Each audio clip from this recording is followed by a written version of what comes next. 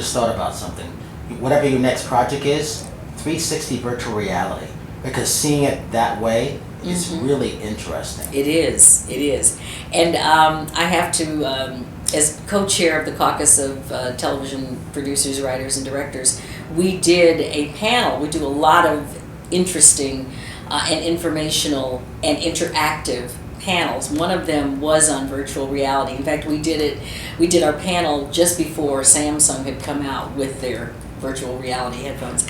And we had a demonstration like that. And I've got to tell you, you are so right. I mean, what they're doing with the 360s, with the 360 camera, and with virtual reality, that's a good idea. That's a film maybe we should do next. You're right. Talk about working with your husband. I've heard this for years.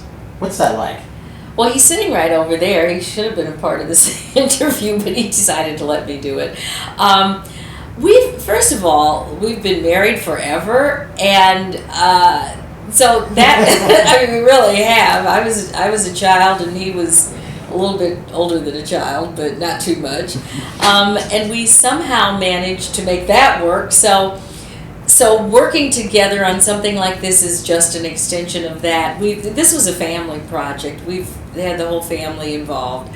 At one point or another, our daughter's been involved, our nieces and nephews. I mean, everybody was involved in this at some point. So it's good. It's not always easy. I'm a late night person, so this works for me. He's an early morning person. And so, our time schedules sometimes are a bit off, but, we make it work. We don't argue too often, but when we do, they're big. Can you talk about upcoming projects coming up? Yeah, I was going to say, we don't really argue over projects. We have actually, interestingly that you would say that, I'm not one, he would tell you more about that than I would, because I don't really tell what I'm doing, but we actually do have a slate of things that we are now working on, and some of them are really different. Most of them are for television. We do have a film project that he has been working on. We both have actually for many, many years, and it's a family story about his great uncle, who was the first African American to fly cross country in an airplane that he built, James Herman Banning, and his mechanic, Thomas Allen, and they were called the Flying Hobos. And they flew from Los Angeles to New York. And they also were headed up the Bessie Coleman Aero Club here in Los Angeles. So it's a great story. Story. Yeah, it's a great buddy story. And so that's a film that we've been wanting to do for a very long time. I mean, we've come so close for so many years, and so, who knows, maybe lightning will strike and we'll get close again and actually get it done this time. But that's something that's always been it. But we've got a whole slate of things coming up that there are two of them that are really quite different, and I think people are going to be really shocked, because I am so sure these will get on the air, and folks are going to say, oh, we didn't see that coming, so it's like that. And, just generally what we do, I'm on air every day with the radio show, Hollywood Live with Tanya Hart, and that's at aurn.com, and you can also catch it on about 300 stations. And it's, your typical celebrity news from Hollywood. And then, it's interesting because the network is just recently combined with Access One Radio. And so actually at the end of this month, they're launching a whole new website. So we've got a lot of new and exciting things coming up with that. Speaking of Birth of a Nation, you can also check out, Brian, because you and I, we met years ago on the junkets. Well, I'm still doing the junkets. You become a big businessman. We don't see you out there anymore. I'm still doing it. You just don't see me. I just don't see you. I know you send your people now. And I think didn't you do Birth of a Nation? Didn't I see you there? No, I was hiding. You were hiding. You sent somebody. Somebody was there. So you have those same interviews, but those are online as well now. So we still get out and do the junkets of the films that we feel work for our audience. And I just found it fascinating, this whole thing surrounding Birth of a Nation. And the fact that people are having such a hard time, separating the film from the real life incident that happened to the film's director and star. And personally, I just put it out there. I mean, they're two different things. They're two different stories. They've got to be separated. The film itself is too important. It's just way too important.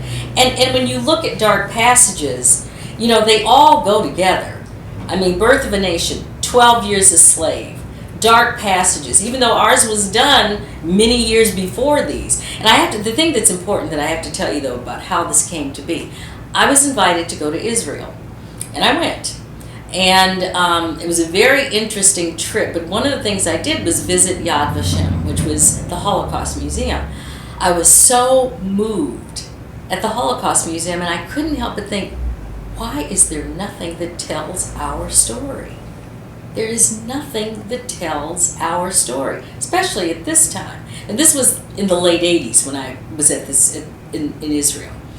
And so that was how this came to be. I was driven. When I tell you I was driven, I was absolutely driven to tell this story, Dark Passage. So that's really how it all started. And then got Bob Johnson involved, with BET, and said, look, we got to do this, and he was on board. And so that's really how this came to be. Talk about diversity and what I call gender parity these days in TV and film. How important is that for you? Well, it has been kind of the rallying call of the industry and I'll be honest, I don't think it was because people really felt it was the thing to do. It was really economics. It always comes down to economics. This is a business. I always tell people that. It's show business. As Denzel Washington would say, there's no show without the business. There's no show without the business. And somebody finally figured out, diversity means more dollars. Because if you show or tell stories about a wider group of people, you're going to have a wider group of people watching. And at a time when things are so fractured, when there's so many networks and there's so many ways to watch things, you better think of a way to bring more people in. So how do you do that? You diversify.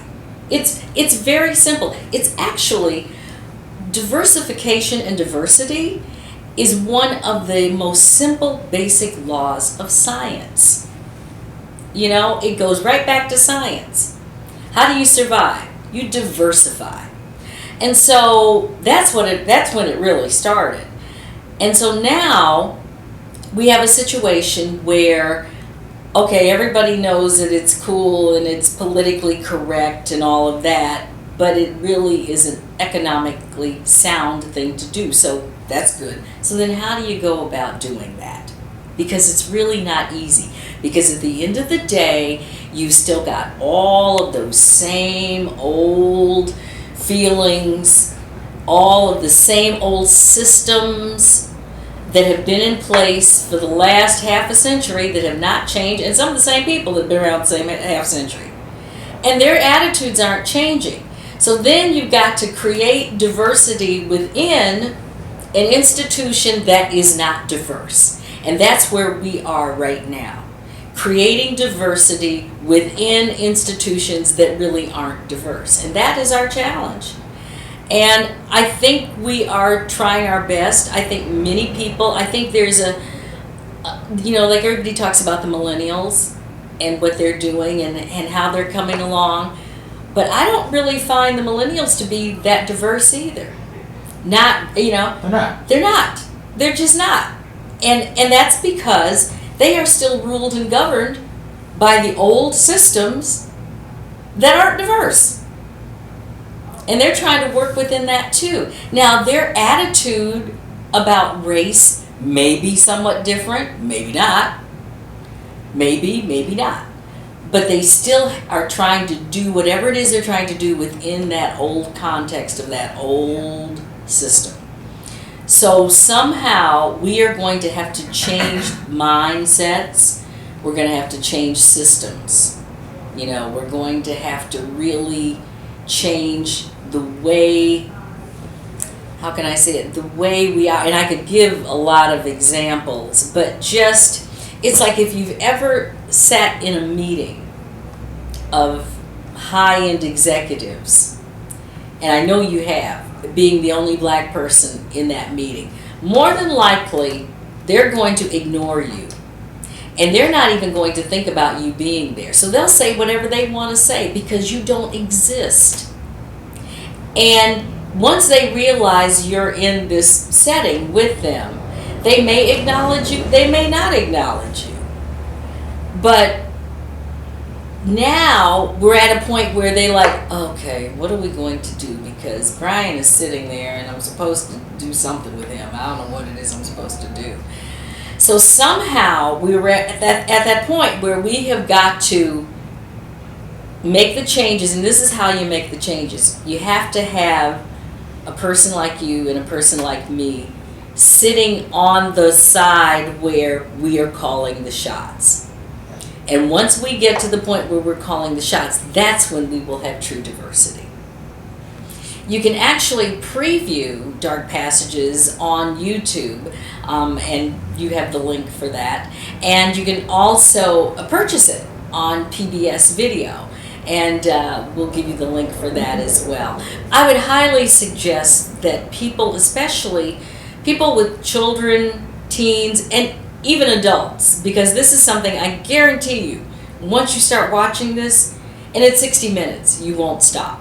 It really draws you in. And the information that you learn, just things that you probably didn't know about all of us, about the Africans, about Americans, about the Atlantic slave trade, is just fascinating stuff. And it makes you truly understand why it has taken us so long to get over slavery.